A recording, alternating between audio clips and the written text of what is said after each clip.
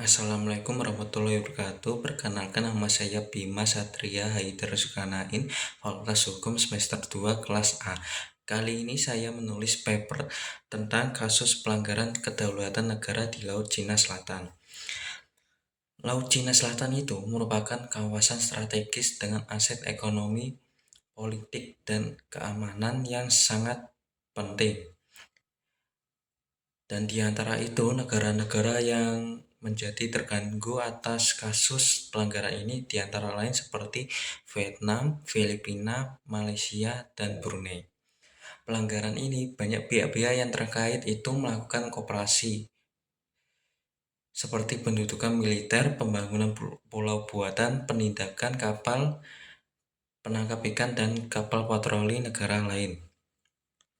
Di pembahasan ini saya membawa yang pertama itu analisis kasus pelanggaran kedaulatan di Laut Cina Selatan. Lalu yang kedua, faktor yang memengaruhi dinamika konflik di Laut Cina Selatan. Yang ketiga itu upaya penyelesaian konflik di Laut Cina Selatan. Oke, yang pertama itu analisis kasus pelanggaran kedaulatan di Laut Cina Selatan. Analisis kasus ini merupakan kasus pelanggaran kedaulatan negara yang terjadi di Laut Cina Selatan.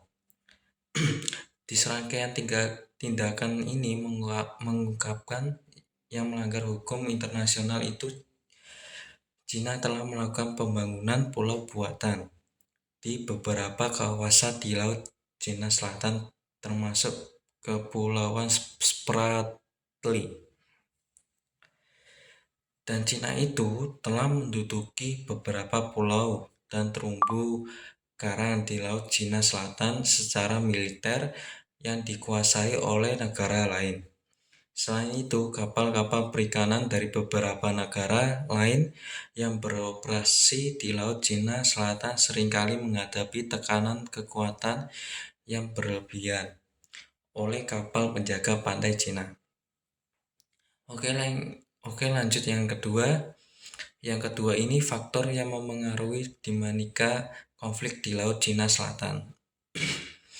Faktor-faktor utama ini yang memengaruhi dinamis konflik adalah klaim teritorial yang bertentangan antara negara-negara Laut Cina Selatan. Negara-negara yang dimaksud itu seperti Cina, Vietnam, Filipina, Malaysia, dan Brunei. Semuanya ini mempunyai klaim teritorial yang saling tumpang tindih di kawasan tersebut. Dikarenakan Laut Cina Selatan itu kaya akan sumber daya alam, termasuk minyak gas, ikan, dan mineral, yang menjadi faktor dalam dinamika konflik ini. Dari sumber dayanya, dikarenakan negara ini akan terlibat mengamankan akses dan pemanfaatan sumber daya tersebut. Dan Laut Cina Selatan ini merupakan jalur perdagangan strategis dan memiliki kepentingan keamanan regional dan global. Negara-negara tersebut berusaha untuk melindungi kepentingan keamanan sosial mereka, termasuk kebebasan berlayar, kestabilan politik, dan pengaruh regional. Lalu yang terakhir terkait upaya penyelesaian konflik di Laut Cina Selatan. Penyelesaian itu yang pertama yaitu mengutamakan diplomasi dan dialog sebagai sarana utama untuk menyelesaikan konflik ini.